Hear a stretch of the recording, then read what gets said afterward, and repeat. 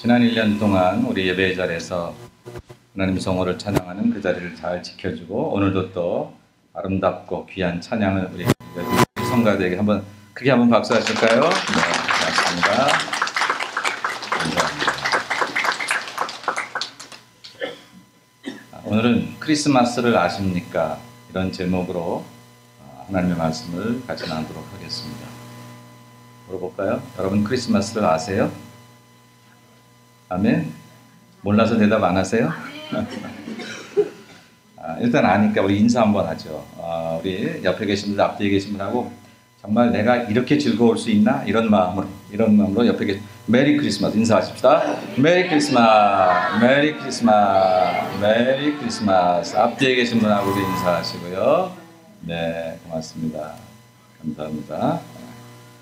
오늘은 2016년의 성탄 주일이자 성탄일이기도 하고 또 올해의 마지막 주일인 송년 주일이기도 합니다. 제가 제목을 크리스마스를 아십니까? 이렇게 얘기한 까닭은 수없이 많은 크리스마스가 해마다 이렇게 지나가고 있지만 모르고 크리스마스를 보내는 경우가 너무 많은 거 아닌가. 우리가 크리스마스를 모르고 지나도 크리스마스는 지나가겠지만 우리는 그날의 주인공이 될 수 없잖아요. 물론 주인공은 예수님이지만 우리 위에 오셨다면 우리하고 만나야 되는데 첫 번 크리스마스 때 이 땅에 오신 예수님을 만나지 못했던 수많은 베들레헴의 그 많은 사람들처럼 어쩌면 오늘 저희들도 이 땅에 오신 예수님이지만 우리가 그 예수님을 만나지 못하고 지나가는 크리스마스가 될까봐 그래서 크리스마스를 아십니까? 이렇게 제목을 잡아봤습니다. 크리스마스라고 하는 말은 말 그대로 크라이스트 그리고 메스라고 하는 말입니다. 크라이스트는 그리스도라고 하는 말이고 메스라고 하는 말은 미사를 말하죠. 천주교 용어이긴 하지만 이제 거기서 사용되어졌기 때문에 메스. 다시 말하면 우리말로 하면 월십을 말합니다. 예배를 말하죠. 그러니까 크리스마스라고 하는 단어는 그리스도를 예배하는 날이에요. 단순히 즐거운 날이 아니고요. 행복한 날이 아니고요. 휴일이 아니고요. 이 날은 그리스도를 예배하는 날입니다. 만일 그리스도가 이 날에 우리 중심 가운데 없으면 우리는 크리스마스를 모르고 지내는 것입니다. 우리가 크리스마스의 의미를 몰라도 이 날은 지나가겠지만 그러나 우리 때문에 오신 그 예수님을 우리는 만나지 못하는 슬픈 크리스마스, 비극의 크리스마스를 보내게 될 것이지요. 크리스마스의 주인공은 누가 뭐라 해도 예수님이십니다. 아멘. 그래서 크리스마스, 그리스도를 예배하는 날입니다. 여러분 설교노트에 적어놨습니다만 이렇게 대문자 X를 써서 엑스마스라고 할 때 X가 아닌 것 전에도 한번 얘기해 드린 적이 있는 것 같습니다. 이건 영어의 알파벳이 아니라 히라버, 헬라어, 신약 성경이 쓰여진 헬라어의 키라고 하는 그런 알파벳입니다. 우리말로 발음하기가 어려워. 히읗과 키읔의 중간쯤 음이 되는 것인데 영어로 한다면 CH 음이 될 것입니다. 그래서 크나 키. 그래서 엑스마스가 아니라 크리스마스, 크리스토라고 하는 그런 단어의 첫 글자입니다. 그래서 여러분들이 이렇게 어디에 쓰여졌을 때 엑스마스라고 쓰여져 있으면 절대 그렇게 읽으면 틀리는 거고 크리스마스라 이렇게 읽으셔야 됩니다.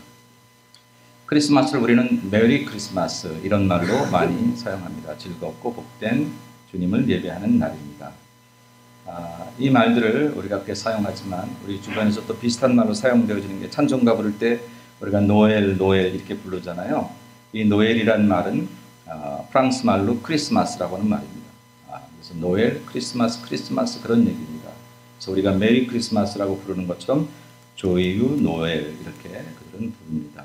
우리 주변에 히스패닉 사람들이 많은데 그들은 펠리스 나비다 뭐 그런 노래가 너무 많이 유명해서 여러분 잘 아실 거예요. 나비다란 말이 스페니쉬로 크리스마스란 말이고 펠리츠 메리라고 하는 뜻입니다.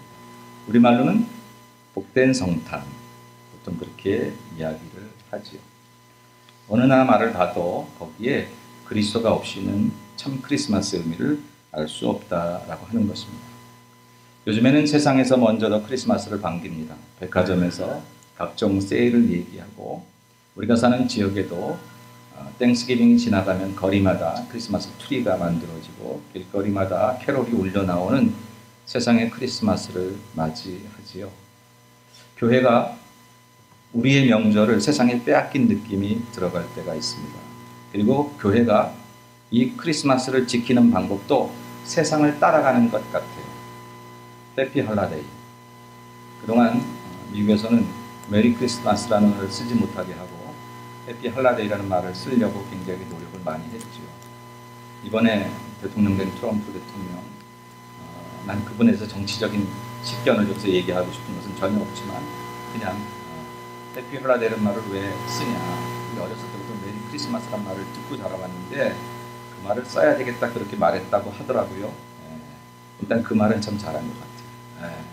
세상에 빼앗기는 할라데이로 이날을 지내지 말고 우리 주님이 주인공 되신 크리스마스, 그 크리스마스로 지내시기를 주의 이름으로 축복합니다. 그래서 우리가 이 크리스마스를 지내는 방법도 세상적인 방법들, 이때 휴가를 갖는다든지 괜찮아요. 휴가 가시려고 계획하실 분들 뜨끔하지 마세요. 주의를 지키고 크리스마스를 잘 경배하고 가면 되니까. 그런데 그냥 노는 것으로 이 크리스마스를 지낸다든지 주의를 예비하지 못하고 크리스마스를 베케이션으로 보낸다든지 하는 것은 이날의 의미를 모릅니다. 그래서 제가 말하는 거예요. 크리스마스를 아십니까? 라고 물어보는 거죠. 세상 사람들은 몰라도 어쩔 수 없어요. 그들은 그리스도를 모르니까. 모르는 사람들한테 크리스마스를 왜 그렇게 지내느냐고 얘기하는 것은 어불성설이죠. 그러나 우리는 알아야 되잖아요. 여태까지 안다고 믿어왔잖아요. 우리는 예수님 때문에 산다고 얘기했잖아요. 근데 정작 그 예수님이 오신 그날을 우리가 경배하고 지키는 날, 그날 오신 그 기쁨, 우리 위에 오셨다는데 우리가 환영하는 강도가 너무 약해요. 우리 아이들 대학 갈 때 물론 기뻤어요. 내가 승진할 때도 기뻤어요. 그런데 우리 위에 오신 예수님이 오신 이 날은 그 기쁨과는 또 다른 더 큰 기쁨이 우리 안에 있어야 되지 않겠습니까?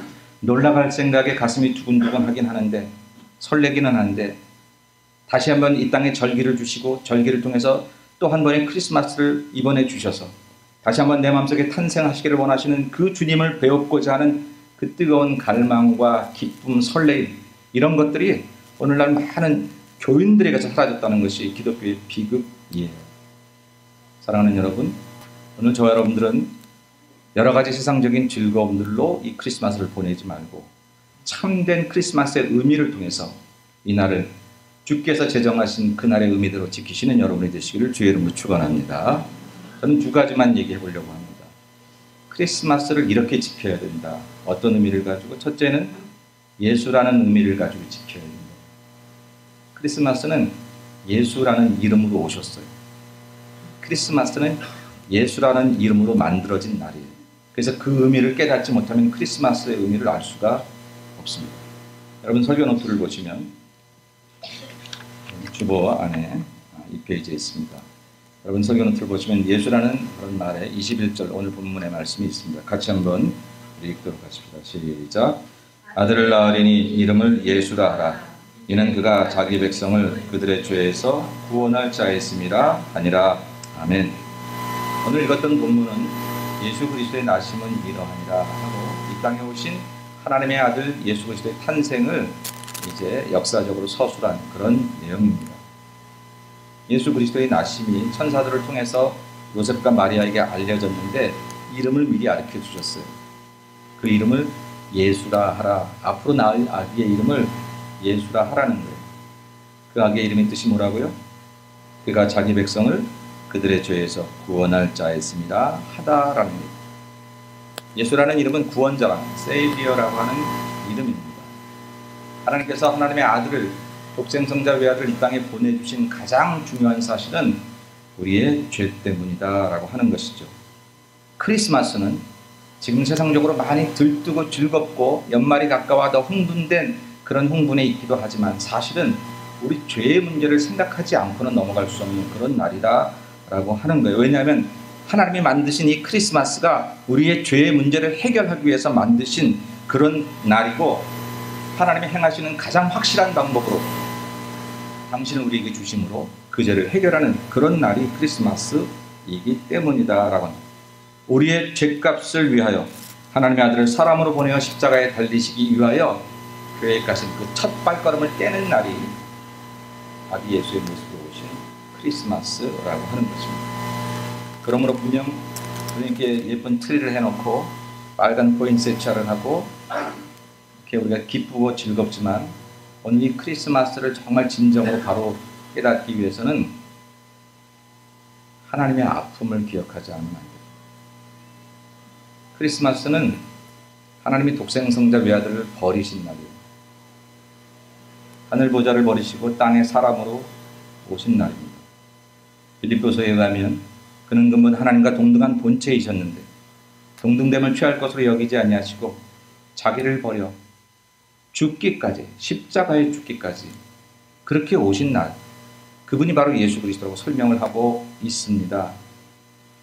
그래서 크리스마스는 하나님이 우리 위해서, 우리의 죄값을 위해서 당신 독생자 외아들을 그 값으로 치르시기 위해서 보내신 첫날이 바로 이 크리스마스다라고 하는 거예요.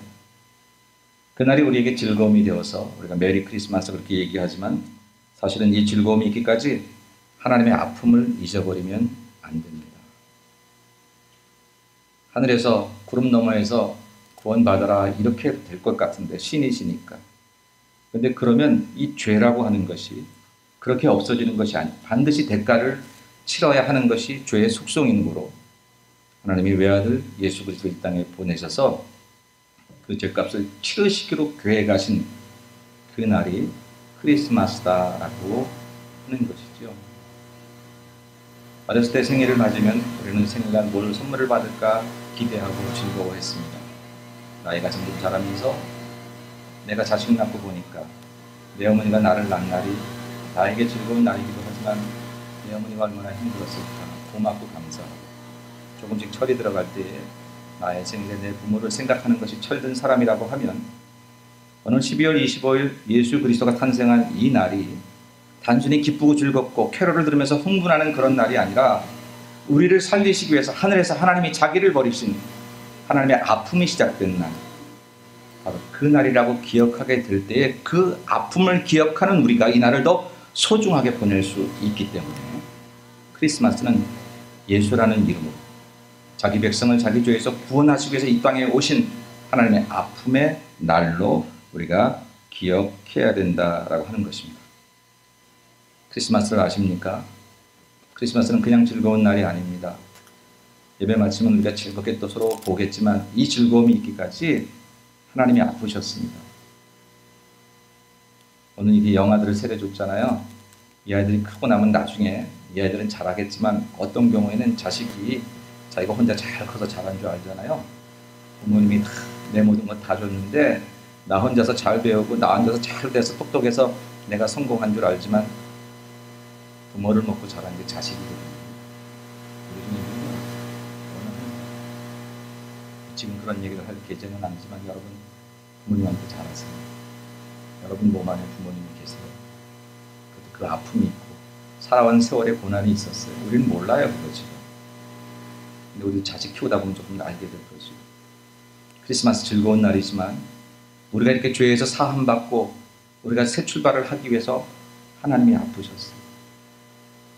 근데 그것을 기억하지 못하고 우리가 또 죄를 짓고 내 마음대로 살고 이게 나를 위한 날이고 내가 즐겁지 않으면 모든 것이 옳지 않다고 생각되면 우리는 그 하나님의 아픔을 헛되이 만드는 것이라고 하는 것이죠. 크리스마스는 예수로 시작합니다. 예수라고 하는 뜻은 구원자, 자기 백성을 저희 죄에서 구원할 자이십니다. 그러니 만약 오늘 저와 여러분이 2016년의 크리스마스를 맞이한다면 일단 내 죄의 문제를 그분을 통해서 해결한 감격이 있어야 돼요. 그거 없이 크리스마스를 맞이하는 것은 무의미합니다. 여러분은 여러분의 죄를 예수 그리스도께서 피 흘려 돌아가심으로 모두 정결케 하시고 여러분에게 새 사람 되게 하셨음을 믿으십니까? 정말 믿으십니까? 정말 믿으셔야 돼요. 어쩌면 우리 중에 그게 뭐지요? 나 그렇게 크게 나쁘게 살지 않았는데 내가 교회 나온 것은 범죄에서 용서해달라고 나온 게 아니라 그냥 괜찮게 살았는데 살다가 교회 다니고 신앙을 가지면 좀 더 교양 있고 품격 있게 사는 줄 알아서 그래서 나왔다고 생각하는 분들도 계실 것입니다. 근데 여러분 정말 죄송하지만 그것은 참된 신앙이 아닙니다. 우리는 나 원래 괜찮았는데 예수 믿어서 좀 더 괜찮아진 사람들을 말하는 것이 아니에요. 여기는 뭐 도덕을 가르치는 자리도 아니고 인격을 단순히 성숙시키는 자리도 아니고 여기는 나의 구주이신 예수 만나서 죽을 인생이 산 사람들이 그분 때문에 내 인생이 달라졌다고 고백하는 사람들 바로 그것이 교회이며 바로 그 사람들이 모인 그 날을 만든 것이 크리스마스라고 하는 거예요. 그래서 우리는 노래해야 돼요. 나 같은 죄인 살리신 주 은혜 놀라워. 아무리 생각해봐도 나 같은 죄인을 살리신 주님의 은혜가 얼마나 놀라운지. 여러분 사람이 살 때 다 내 탓이야 그런 문제가 없더라고요.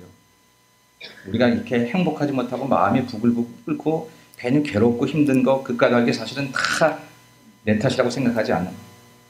남편 탓이거든요. 아내 탓이고 부모 탓이고 자식 탓이고 김집사 탓이고 박권사 탓이고 우리가 그러고 있으니까요. 내가 행복하지 않아요. 정말 남의 탓이 아니에요.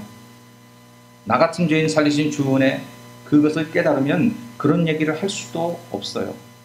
우리가 자꾸 다른 사람에게 화살을 돌리는 가장 결정적인 이유는 나를 향하신 그리스도의 은혜를 잊어버리기 때문이에요. 아니면 깨닫지도 못하든지 그렇게 내가 절망 속에서 주님을 만났던 감격이 없든지 이것은 반드시 내 상황이 파산을 한다든지 큰 병을 겪어야 그래야만 얻을 수 있는 게 아니라 예수 그리스도로 그분을 앙망하고 그분을 생각할 때에 그리스도가 하나님의 아들로서 이 땅에 오신 그 사실을 믿음으로 고백할 때에 그 하나님이 이 온 우주 만물 가운데서 나 한 사람을 찾아왔다는 그 은혜를 깨달을 때 주어지는 죄사함의 은혜고 죄사함의 기쁨이라고 하는 것입니다. 신앙생활은 여기서 출발해야 돼요. 그래서 그게 너무 고맙고 감사해서 다른 불평이 생길 여지가 없어요. 나 같은 죄인 구원해 주신 것만도 감사한데 이 사람 저 사람 바라보며 너 때문에 이렇게 얘기할 필요가 어디 있겠어요. 크리스마스는 내 죄를 돌아보는 날. 예수님이 우리의 죄를 위해서 이 땅에 오신 날이 크리스마스라고 하는데 그래서 오신 아기의 이름을 예수라고 하라고 하나님이 천사를 통해서 우리에게 일러주셨는데 우리는 죄가 없어요. 우리는 내가 항상 옳아요. 그러니 죄를 위해서 오신 그분을 만날 턱이 있나요? 사랑하는 여러분, 저와 여러분 오늘 한 해 동안 열심히 살아오셨습니다. 죄 지려고 살아온 것이 아니기 때문에 여러분의 삶에 당당하고 또 여러분의 삶에 자랑스러운 것들도 있고 그런 것은 틀림이 없으리라 생각합니다. 그러나 그럼에도 불구하고 우리가 하나님 앞에 항상 죄인이라는 사실, 나도 모르게 죄가 습득이 되고 나도 모르게 선하지 않은 마음들이 불현듯 찾아오는, 교육받지 않았는데 누구에게 그런 것을 하리라고 평소에 마음먹지 않은 어느 날 갑자기 내 마음에 그런 생각이 드는 것은 바로 우리가 죄인이기 때문입니다. 이제 그 죄를 용서받도록 주 앞에 이 크리스마스에 여러분 하나님 앞에 죄인으로 다시 한번 서십시다. 그리고 회개하는 것. 하나님, 나 같은 죄인 때문에 예수님이 오셨다는 사실 너무나 고맙고 감사하고 70억의 많은 사람들 중에 세상에 아직도 30%가 70%가 넘는 사람들이 예수를 모르는데 어쩌자고 나는 당신을 고백할 수 있게 은혜를 주시니 감사합니다. 뿐만 아니라 내가 죄인임을 주님 앞에 고백하고 당신의 보혈로 나를 정결케 하시고 이제는 똑같은 죄를 또 범하지 않게 하시고 죄의 노예가 되지 말고 은혜의 사람이 되어 세상을 살아갈 수 있도록 나를 도와주옵소서. 이 기도가 성탄절 아침에 드리는 저와 여러분의 기도가 되시기를 주의 이름으로 축원합니다. 한번 점검해 볼 필요가 있어요. 정말 내가 죄를 회개하고 내가 죄인임을 고백하고 있는지. 두 가지를 점검해 보시는. 첫째는 내게 죄사함에 기쁨이 있는지를 보셔야 됩니다. 여러분 혹시 올해 열심히 사셨는데 부채가 있으십니까? 빚이 있으십니까? 우리 권사님이 없다고 이러시네요. 있으면 제가 갚아드리려고 그랬죠. 여러분이 만약 부채가 있는데 제가 보세요. 싹 갚아드리겠습니다. 그러면 여러분이 갑자기 저를 존경하기 시작할 거예요. 천사처럼 보일걸요. 제가 누구가라도 아니 단 몇백 불, 몇천 불이라도 혹시 내게 그런 것들을 갚아줄 사람이 있다면 기쁘지 않겠어요? 그런 경험들이 혹시 있으신가요? 크리스마스는 내 생명을 구해주신 날이에요. 하나님이 자기 생명을 땅에 보내고 십자가에 죽을 계획을 가지시고 내 생명 하나 얻으시려고. 도대체 내가 무슨 가치가 그렇게 있길래 내 생명값이 그렇게 대단하길래 우리 직장에서 나를 1,000불, 2,000불 파타임으로 뿐이 취급 안 해주는 내 생명, 내 주변에서 나를 너는 못난 놈이라고 그렇게 말하는 내 생명, 그 생명이 도대체 뭐길래 하늘아버지께서는 당신 아들의 목숨값을 대신해서 나를 살리겠다고 오십니까? 여러분, 이 사실이 믿어지셔야 돼요. 이 은혜가 내게 감격이 있습니다. 내가 받을 자격은 하나도 없는데 하나님 우리를 사랑하셔서 그 사랑 때문에 그렇게 사랑으로 다가오시는 그 날이 바로 성탄절임을 믿고 무익한 종, 자격 없는 종, 그러나 당신의 은혜 가운데 내가 새 사람 됨을 하나님께 찬양하고 감사합니다. 노래하고 기뻐하고 뛰어 하나님께 영광을 돌리는 그 은혜가 있는 날, 그게 바로 내가 정말 예수라는 이름으로 오신 크리스마스를 바로 맞이하는가를 확인해 볼 수 있는 그런 잣대가 되는 것입니다. 사랑하는 여러분, 죄에 대한 고백이었고 그 죄를 사유해 주시는, 해결해 주시는 예수 그리스도에 대한 고마운 마음이 내 안에서 맴돌지 않으면 어쩌면 아직은 우리가 그 죄를 심각하게 생각하지 않았을런지 모릅니다.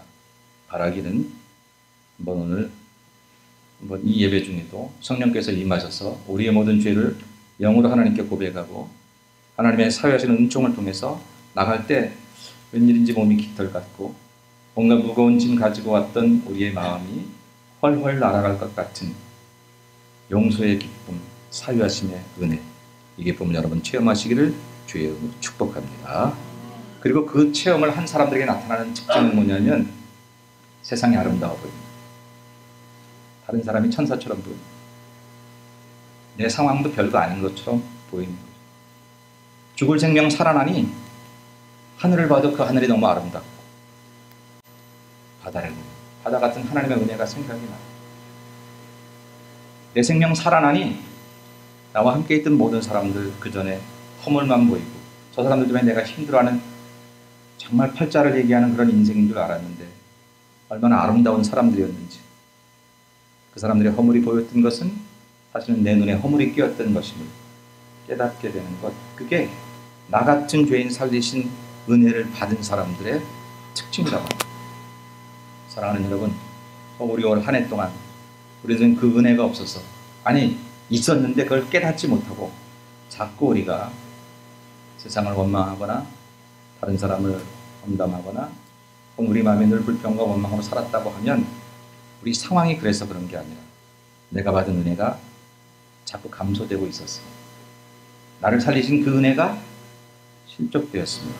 우리가 기억하고 이번 크리스마스에 나를 살리신, 나의 죄 때문에 오신 예수 그리스도, 바로 그분을 다시 한번 경험하는 여러분 모두가 되시기를 주의 이름으로 간절히 축원합니다. 그래서 크리스마스는 예수라는 이름으로 우리의 죄에서 출발해야 바로 깨달을 수가 있습니다. 두 번째만 얘기합니다. 크리스마스는 임마누엘이라는 이름으로 기억해요. 임마누엘이라는 이름으로 기억해요. 여러분 설교 노트를 보시고 우리 21절 말씀을 같이 보겠습니다. 23절 말씀을 같이 보겠습니다. 보라, 처녀가 잉태하여 아들을 낳을 것이요 그의 이름은 임마누엘이라 하리라 하셨으니 이를 번역한즉 하나님이 우리와 함께 계시다 하니라. 아멘. 이사야 7장 14절에 있는 예언의 말씀이 마태복음 1장 23절에 기록이 되므로 주님 오시기 700년 전에 선지자 이사야를 통해서 앞으로 예수가 탄생하면, 메시아가 탄생하면 그게 하나님이 세상과 함께 한다는 상징이 될 것이다. 그래서 임마누엘이라고 부르라고 말씀하신 그 말씀이 오늘 마태가 성령의 도우심을 받아서 쓰는 거예요. 성취된 것을 자기가 그것을 기록하고 있고 그것을 지금 우리는 읽었습니다. 예수가 탄생하신 그 이름을, 예수는 하나님의 아들이 이 땅에 오신 그 이름이지만 그 사건을 임마누엘이라는 별명으로 성경은 우리에게 소개하고 있습니다. 태초부터 하나님은 우리와 함께 하신다고 약속하셨습니다. 요한계시록 마지막에서도 끝까지 하나님이 곧 오실 거라고 얘기를 했습니다. 예수님도 이 땅에 오셔서 함께 하시다가 하늘 올라가실 때 보라, 내가 세상 끝날까지 너희와 항상 함께 있을 거라고 약속하셨습니다. 온통 다 그렇게 임마누엘이에요. 근데 그 사건을 바로 이 땅에 직접 사람 되어 오심을 우리가 확인해 주셔서 예수님이 탄생한 그 사건은 진짜 하나님이 계시는구나, 하나님 우리와 함께 하시는가를 우리에게 가장 확실히 보여준 그런 사건이라고 하는 것입니다. 임마누엘이란 말은 임은 함께라는 뜻이고 마누는 우리라는 뜻이고 그리고 엘은 하나님이라는 뜻입니다. 그래서 하나님은 우리와 함께 하신다는 히브리어죠.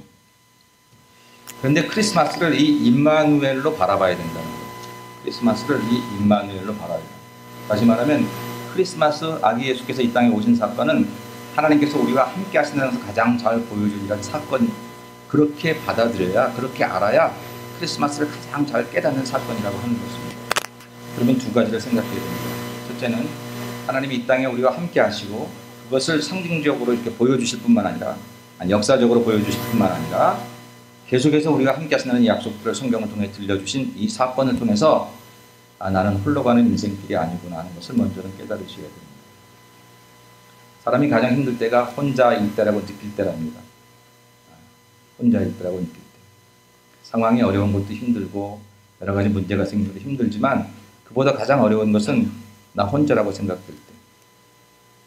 가족이 다 있는데 그 가족 속에서 내가 아버지 같지가 않아. 내가 자식 같지가 않아. 그럴 때 가장 힘들다죠. 우리 교회에 있는데 내가 이 교회 교인 같지 않아. 그럴 때 힘든 거죠. 직장을 다녀서 먹고 사는데 그 직장의 일원 같지가 않아. 힘들어. 어려운 일을 당해서 누구 하나 부를 사람이 없어요.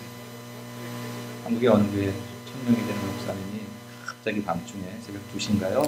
사모님이 탈이 나서 이머전시를 불러야 되는데 누구를 부르려고 갑자기 교회 수첩을 꺼냈는데 시간이 너무 늦으니까 그 시간에 마음 놓고 부를 사람이 생각이 나지 않더라고요. 교인이 1000명인데 막상 그 시간에 부를 사람이 없다는 걸 생각하면서 제가 얼마나 자기 먹기가 잘하고 있나 그런 생각을 가졌다고 하는 얘기를 들어본 적이 있어요. 여러분 혹시 혼자 있다고 생각이 들 때가 있으십니까? 크리스마스는 하나님은 우리가 혼자가 아니라는 것을 확실하게 보여준 사건입니다. 하늘에 계신 하나님이 저 구름 너머에 계시다가 뒷짐지고 계시다가 이리 쓰러지고 저리 쓰러진 우리들 장례식만 치러주는 그런 분이 아니라 우리 힘들고 어려울 때 우리보다 더 우리 삶에 깊이 개입 간섭하셔서 나도 모르는 순간에 나를 떠받들고 계시고 나를 웅덩이에 빠지지 않도록 주님이 먼저 그 속에 들어가셔서 우리를 밀어내고 계신다는 사실을 가장 확실하게 보여주는 게 바로 임마누엘, 이 땅에 오신 예수 그리스도의 사건이라고 하는 것입니다. 그래서 이 크리스마스를 맞이할 때 우리가 이 임마누엘의 크리스마스를 기억할 때 첫 번째 기억할 것은 결코 우리는 혼자가 아니다. 나는 홀로 가는 인생길이 아니다. 라고 하는 것입니다. 그건 이런 의미지요. 낙심하거나 절망하거나 외로워하지 말라는 것입니다. 두려워도 놀라지도 말라는 것입니다. 성경의 말씀을 믿으세요. 성경은 수없이 많은 이야기들로 두려워 말라, 놀라지 말라, 내가 너와 함께 할 것이라, 내가 너를 도와주리라, 나는 너를 지키는 자다. 수없이 많은 말들로 그렇게 되어 있으니까 여러분 혹시 인생 살다가 특별히 이미 나서 열심히 사는데 연말쯤 되면 이제 한 해를 정리해보면 뭐 남는 게 없는 것 같아요. 그러니까 이렇게 남의 나라까지 와서 열심히 살아가는데 뭐 자식들은 다 자기 길로 가는 것 같고 그럴 때 허탈하고 홀로 되시는 느낌을 가질 때 여러분 절대 그런 마음에 속지 마세요. 그런 마음에 속지 마세요. 그래서 우울증 걸리고 혼자 딴 생각하고 인생 비관하고 비관할 만한 인생이 아닙니다. 하나님이 포기하지 않아 하나님이 직접 내려오셔서 당신을 던져 새롭게 만드는 삶이 저와 여러분의 환경이고 저와 여러분의 삶이에요. 거기 하나님이 계시고 그리스도의 십자가 예수 그리스도의 죽음이 있고 부활 생명이 있어서 우리가 얼마나 존귀한 자인지 나 하나 때문에 하나님께서 그렇게 하신 생 그것도 모를까봐 직접 오셔서 임마누엘 내가 너희와 함께 한다는 것을 가르쳐 주신 그 인생이 저와 여러분의 인생인 줄로 믿습니다. 절대 홀로 가는 인생길. 성도에게 가장 나쁜 것은 그것은 낙심 절망입니다. 절망하는 거, 낙심하는 거 하나님이 함께 계시는데 절망할 수 없잖아요. 하나님이 정말 나와 함께 계신다고 하면 이건 낙심해서는 안 되는 거죠. 일이 안 될 수는 있어요. 문제가 계속 생길 수는 있어요. 근데 그 문제를 풀라고 주신 거예요. 그 문제를 이기라고 주신 거예요. 근데 우리는 그 문제 앞에 낙심하잖아요. 절망하잖아요. 안 된다고 생각하잖아요. 그건 크리스마스 정신이 아니에요. 크리스마스는 내가 너와 함께 할 거라고 합니다. 아이들이 놀다가 싸웁니다. 한 아이가 밑에 깔려 있습니다. 근데 갑자기 방에서 그 아이의 아빠가 놉니다. 그리고 아무개야 이름을 부르는 순간 역전됩니다. 갑자기 눌려있던 아이가 어디서 힘이 났는지 갑자기 벌떡 일어납니다. 아빠가 그 아이 이름을 부르기만 했는데도 아이는 힘이 솟아나고 깔고 있던 아이는 움찔거리고 멈칫거리게 되죠. 하늘에 계신 하나님이 우리와 함께 하신다는 그 사실에 사단이 우리를 얽매이려 하고 세상이 우리를 힘들게 하려고 할지라도 우리가 예수 그리스도의 힘을 믿고 더군다나 이 땅에 오셔서 임마누엘 내가 너와 함께 할 것이다, 영원히 함께 할 것이다 하셨던 그 말씀을 믿는 우리들이라고 하면 다시 우리를 짓누르고 있던 그 모든 세력들을 벌떡 누르고 일어나서 당당하게 저와 여러분의 인생에 맞서야 될 줄로 믿습니다. 남편과 아내 사이를 힘들게 만드는 것, 부부의 성격이 나빠서가 아니라 그 가정을 깨뜨리는 악한 세력의 잘못입니다. 거기에 대항하셔야 됩니다. 낙심하지 마십시오. 남편에 대해서 낙심하지 마십시오. 부인에 대해서 절망하지 마십시오. 여러분 직장에 대해서 절망하지 마십시오. 하나님 바꿔주셔야 될 정도로 나쁜 거면 바꿔주실 거예요. 기도 그렇게 하시면 돼요. 다니면서 괜히 절망하고 다니면서 괜히 자기 직장 욕하고 그러지 마세요. 어쩌면 여러분을 통해서 그 직장을 새롭게 하시려고 마음에 안 맞는 거기를 보내셨을런지도 몰라요. 하나님은 그렇게 하시잖아요. 임만을 하신다고 그래요. 이 모든 일을 해결할 마스터 키를 가지고 계신 하나님께서 우리와 함께 하신다고 하니까 나는 못해도 걱정하지 말 것은, 낙심하지 말 것은 마스터 키를 가지신 그분이 함께 하시는 거예요. 크리스마스는 그거를 확인하는 날이에요. 나 혼자 가는 인생길이 아니구나, 하나님이 나와 동행하시는 날이구나 하는 것을 깨닫는 날이다 라고 하는 것입니다. 여러분 아시지만 아무리 좋은 곳 가도 사랑하는 사람하고 가야 행복하지, 그렇지 않은 사람하고 가면 힘들고 어렵잖아요. 근데 하나님이 우리와 함께 내 인생길을 걸어가시겠다고 하는 거예요. 가시밭길을 가도 가시겠다는 거예요.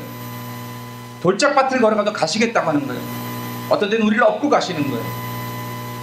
그 하나님을 믿으신다면 낙심자들 절망하지 말고 연말 정리 잘하고 새해 또 다른 소망을 가지고 출발하시는 저와 여러분 되시기를 주의 이름으로 축원합니다. 한 가지만 더 말씀드리면 임마누엘의 크리스마스는 이렇게 내가 홀로 가는 인생길이 아니라는 것을 깨닫는 거고, 또 하나 두 번째는 함께 가는 법을 배우는 날입니다. 크리스마스는 우리가 함께 가는 법을 배우는 날이에요. 하나님은 우리가 함께 가시기로 작정하시고 이 땅에 오셨어요. 우리가 괜찮아서, 우리가 하나님께 기쁨을 드릴 만해서, 우리가 하나님과 함께 인생을 걸어갈 만한 뭐 어떤 특별한 은혜들이 아니요. 우리는 다 양 같아서 각기 제 길로 갔어요. 하나님 등 돌리고 다 내 옳은 줄로 하고 내 똑똑한 줄로 하고 다 자기 길로 가는데 그 사람을 버리지 않고 하늘께서 하나님께서 이 땅에 오셔서 우리와 함께 가시기로 하셨어요. 왜? 천국 가야 되니까. 천국 가야 되니까. 우리 다 지금 천국 가는 중이에요. 근데 다 제멋대로 가려고 그래요. 근데 하나님께서 함께 가시기를 작정하셔서 그렇게 오신 예수님을 우리도 보고 배우면서 우리도 함께 가야 되는구나. 너하고 내가 다르지만 함께 가야 되는구나. 나는 너를 못 가게 하는 사람이 아니라 주저앉은 너를 가게 하는 사람이어야 하는구나. 나는 너를 판단해야 되는 사람이 아니라 나는 너를 섬겨야 되는 사람이구나. 그 사람 때문에 내가 못 간 게 아니라 어쩌면 나 때문에 그 사람들이 못 가고 있는 거예요. 하나님께 은혜로 더 나아가야 되는데 모든 세상이 부조리해도 하나님의 은혜는 여전히 있기 때문에 갈 수 있는데 어쩌면 내가 그 길을 가로막고 있는지도 모른다라고 하는 것이죠. 여러분, 크리스마스는 함께 가는 법을 배우는 날입니다. 여러분 지금 어디 가십니까? 옆에 분들한테 물어보세요. 어디 가세요? 물어보세요. 어디 가시나요? 왜 안 물어보세요? 물어보려는데 대답하세요. 천국 가는 중인데요. 대답해 보세요. 천국 가는 중이에요. 하나님은 우리를 그렇게 인도하시려고 이 땅에 오셨어요. 우리도 그렇게 가는 거예요. 크리스마스는 우리와 함께 하신 하나님을 통해서 우리도 함께 가는 법을 배우는 날입니다. 여기 있는 목사가 그걸 다 잘해서 여러분에게 설교하는 것은 아니고 다시 한번 은혜를 주시고 깨닫게 하셔서 여러분에게 설교합니다. 나는 여러분과 함께 가기를 원합니다. 여러분도 여러분과 함께 가기를 원합니다. 못난 남편 함께 가기를 원합니다. 마음에 안 드는 부인, 죄송합니다. 이런 말이 있으면 안 돼요. 함께 가십시다. 자식이 부모 원망할 때도 있죠. 그 부모가 함께 가셔야 돼요. 이 자식이 어디서 나왔나 이런 생각 드는 자녀들 함께 가셔야 됩니다. 뭐 저런 사람이 다 있어 함께 가셔야 됩니다. 우리는 지금 그런 사람들을 판단하고 같이 가야 될 자리에서 떨어뜨리는 게 문제가 아니라 손을 붙잡고 함께 가야 되는 인생. 크리스마스는 그런 날이에요. 하늘 계신 하나님 우리와 함께 가시도록 작정하고 내려오신 날이다라고 하는 것입니다. 사랑하는 여러분, 우리 천국 가는 길에 만났습니다. 어떻게 우리가 만났을까요? 우리는 이 길 보고 저 사람은 이 길 왔는데 가다가 중간에서 예수 마을 울타리하면서 만났네요. 이 일을 인도하신 분은 하나님이심이 틀림없습니다. 그 하나님께 이제 크리스마스를 통해서 다시 한번 함께 가는 법을 배우십시다. 맞아주셔서 겸비하셔서 자기 것 먼저 주셔서 그래서 함께 가는 법을 우리에게 가르쳐주신 예수님 앞에 우리도 좀 더 낮아지고 좀 더 겸손하고 나를 주장하기보다 너를 앞세우고 우리 그렇게 하면 우리 함께 갈 수 있을 것입니다. 하나님은 우리와 함께 가시기로 작정하고 오셨는데 우리는 함께 갈 수 없다고 가정이 갈라지고 교회가 깨어지고 사람과 사람이 갈라지는 것은 크리스마스의 정신을 잘 지키지 못하는 것이죠. 말씀을 접습니다.